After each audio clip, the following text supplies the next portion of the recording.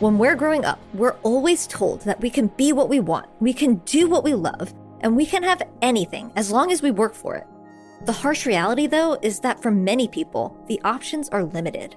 When it comes to things like jobs, homes, and other huge aspects of life, there's no Cheesecake Factory menu of choices for most people to select from. This is especially true in healthcare, where major industries, governments, and regulators have made it nearly impossible to choose the healthcare you want, or to choose anything at all. I had a boss who was doing a really important speech, and I knew that he was a little bit nervous about speaking in public. And he had propranolol, which is a beta blocker, and took it and crushed the speech, and it was no big deal. And it made me think about how many people would never say yes. So few people are given the opportunity to speak, right? And then how many people wouldn't even be able to say yes to that? And I think a light bulb really went off then. It was a very impressionable moment for me to think it through how you design your life and what capacity or limits you set for yourself based on what you think is possible. What do you choose for yourself when you think that you're not going to be a good lover in a relationship because you're not in control of your sexual function? What kind of employee are you going to be when you have untreated depression and no one to talk to about it and don't feel comfortable sharing that? Like, what are the limits that you set for yourself? That's Hilary Coles, the co-founder and SVP of Brand and Innovation at Hims & Hers, a company that is bringing the power of choice back into the world of healthcare. But it's not just in business that options matter. Throughout Hilary's life, she has found that having options, being given opportunities, and opening up doors is necessary to find success. And when those options aren't there for you, maybe you just have to create them for yourself. This is The Journey.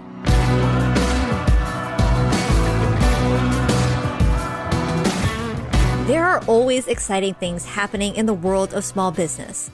The news that grabs the headlines, though, are always the highlights. The overnight successes, the billion-dollar IPOs, the massive exits. But just like your Instagram feed, that's never the whole story. Let's look deeper than the headlines and press photos. Underneath all of that is the real work of building something valuable and lasting. Don't get me wrong, I love crazy success stories and can be drawn in by those big flashy tales just as much as the next person. But we all know that what's more important than the destination is how you get there.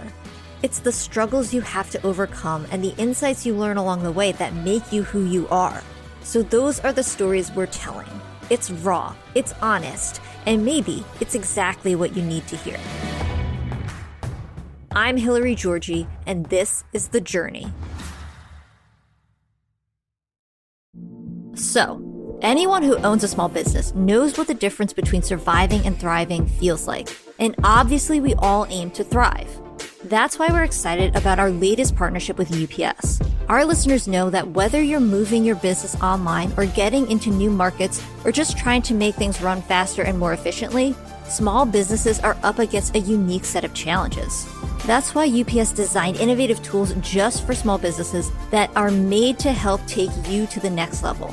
Learn more about how UPS can get your small business moving forward at ups.com/pivot.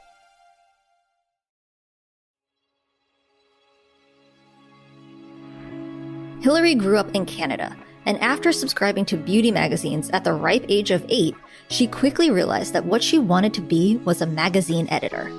At least, that's what she thought.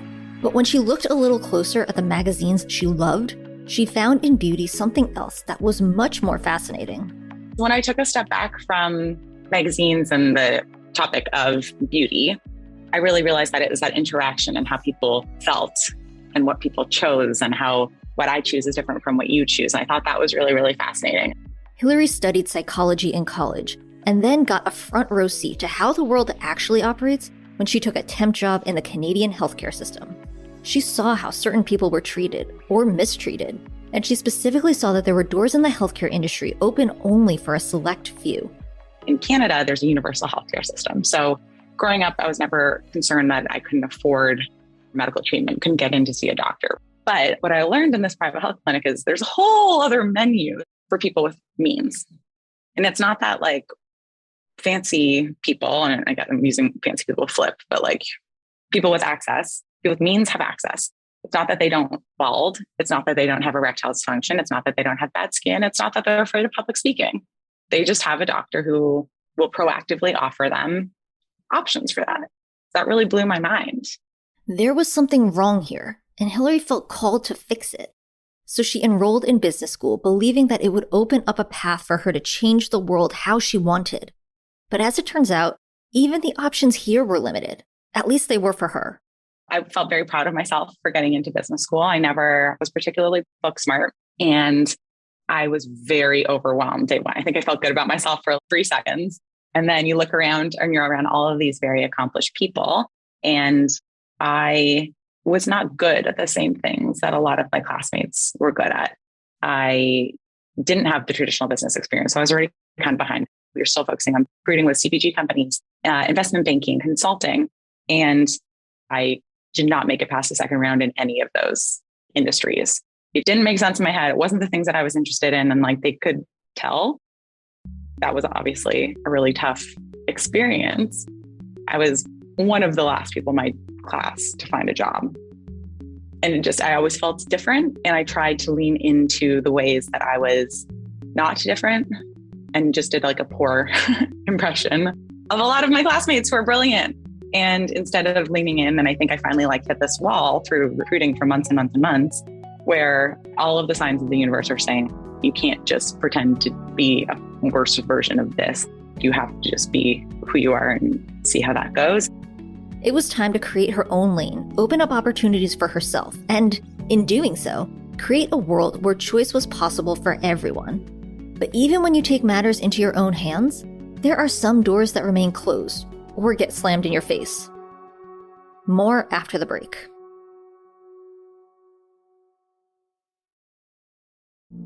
Today's podcast is sponsored by UPS. Look, if there's one thing that all small business owners know, it's that keeping customers waiting just doesn't work.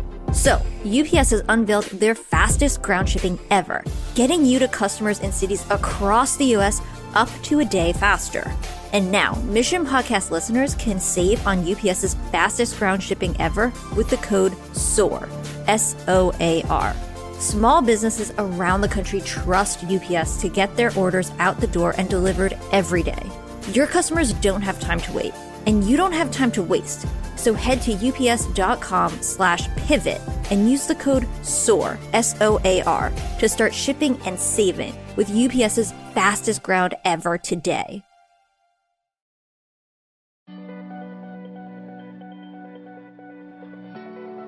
After business school, Hilary met her eventual co-founder, Andrew Dudum, and went to work for him at a venture design studio called Atomic. He had this idea to create a subscription healthcare company focused on hair care, and she became obsessed with making it a reality. This was the dawn of the e-commerce and D2C era, when companies like Warby Parker and Birchbox were changing the game, and Uber and Grubhub were giving more power to consumers. Hilary and Andrew took notice, and they wondered, in a world full of options, why was healthcare so behind? Why is everything in our life that we have choices? It's transparent. We know how much it's going to cost. We're in control of it. But when it came to healthcare, it was like this weird piece that we all kind of ignored because it was so gnarly to interact with. And I remember getting a UTI and having to cancel my whole day. This is insane. I can order 16 different things for lunch. I could get to the doctor in 18 different ways today, but I still have to go and cancel my whole day. And by the way, I'm in pain. I don't feel good.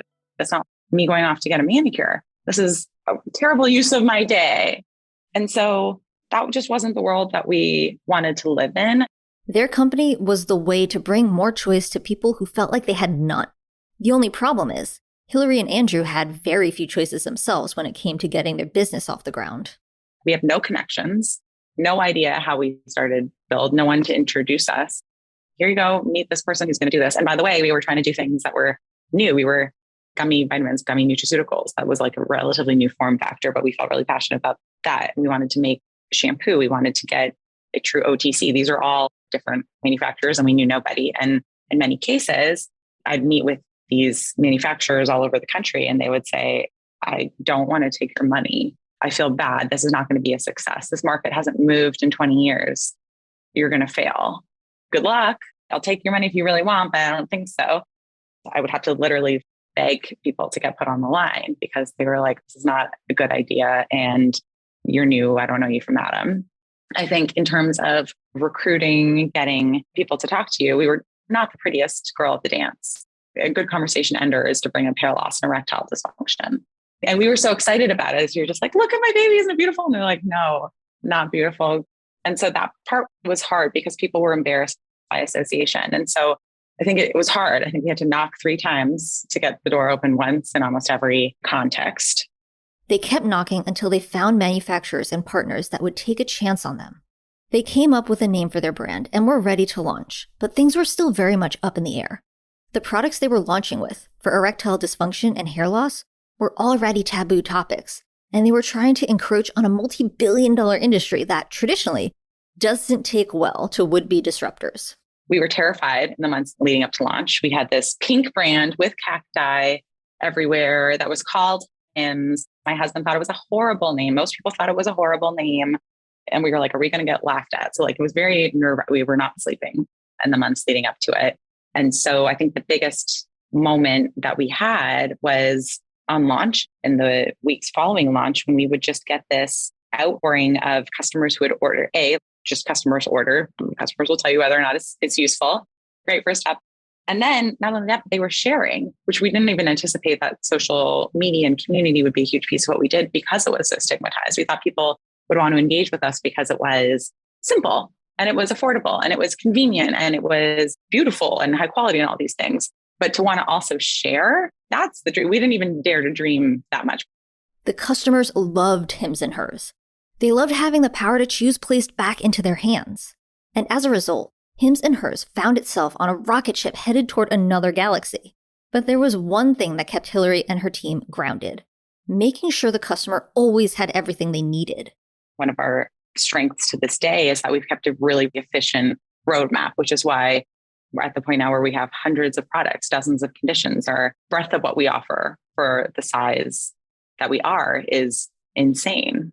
We got to where it took Teladoc 13 years to get to their first 1 million visits, I think. And we were there in our first 2 years. We really went for it. And it's because we're extremely disciplined and we're extremely thoughtful about the roadmap. What unlocks this? What states are going to be moving towards synchronous or asynchronous? How can we be ready for that? How do we build something that doesn't just unlock one product, but unlocks 8 products in a category? Because then a customer is going to have better choice out of it. Because we're so tight to our customer, we listen to our customer and are focused on our customer. We find today our consumers want choice. They want personalized care. Part of that is choice, understanding that what's good for this Hilary is different from what's good from you, Hilary. And having multiple products is key for that. Hims and Hers is an undeniable success. In the world of telehealth, Hims and Hers has achieved things on such an accelerated timeline that when you compare it to others in the industry, your eyes pop. The company has expanded in all directions, to skincare, to supplements, to primary care services. And Hims and Hers continues to expand. It just recently unleashed an entire ecosystem of options for people to get the mental health care they need. And the launch of that service has been yet another victory. Why has Hims and Hers been so successful? Because, as Hilary says, it's creating a front door for people to knock on. And Hims and Hers always opens the door. What we learned was that mental health is incredibly expensive and it's incredibly scary. So out of that, it was really important for us to offer a variety of options at different price points, as well as easy stepping stone ways to start. Because it's not like, and I say this for all of our products, it's not like you wake up one day, you're like, today's the day I'm going to tackle erectile dysfunction. Today's the day I'm going to tackle my anxiety, right? It often builds off of years and months and days of feeling off. And so to make that step and to come to Hims and Hers as a front door, which has been our mission, and I think where we've been uniquely successful, is that people want to come to our front door. People need to have choice. They have to see opportunities to make life better for themselves. And when those options are readily available, Hilary has seen that change truly is possible. I want to know if there's any instances or examples from your work at Hims and Hers where you've been able to see your community like in their own element, to be able to come alive and feel like themselves again.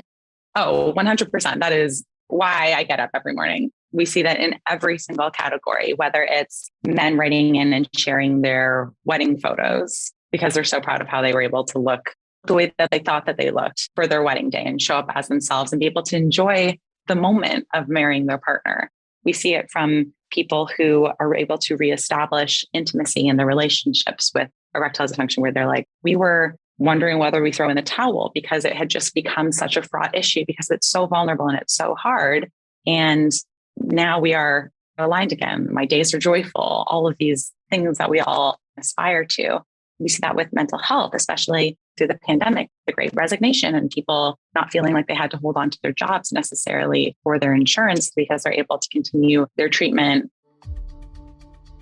Of course, we all know this isn't where Hilary's story ends. It only highlights the need to keep delivering as many options as possible to everyone. There are never enough doors for people to walk through, so Hilary and her team will keep creating more. We believe that there's so much more to do as we continue to uncover all of the stones. And I think we're extremely motivated because we have the best customers and we hear from our customers all the time on what we're doing well, what we're not doing well, what we could be doing better, what other areas that we could come and help their lives. And so I think in that way, coming back to our mission of being the front door to healthcare for everybody, how many front doors do there need to be? For how many conditions? In what type of ways? What other things should we have on the menu? Those are all the things that we're thinking about. At the end of the day, we're all unique, but we're all the same. We go through similar struggles. We have similar needs. We've all frantically Googled some ailment or other we're worried we have. We have all had an idea or a dream or a goal we hoped to achieve, in life or in business, but then had the door slammed in our faces. Why shouldn't we all have access to the answers and the help we need for these things? Why can't we all have options to change our lives? We all can, but sometimes, as Hilary has shown us, you have to build the options for yourself. Then you can do the fun thing.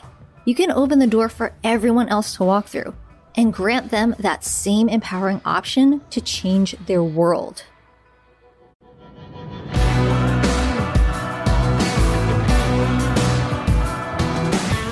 The Journey is created by Mission.org and sponsored by UPS.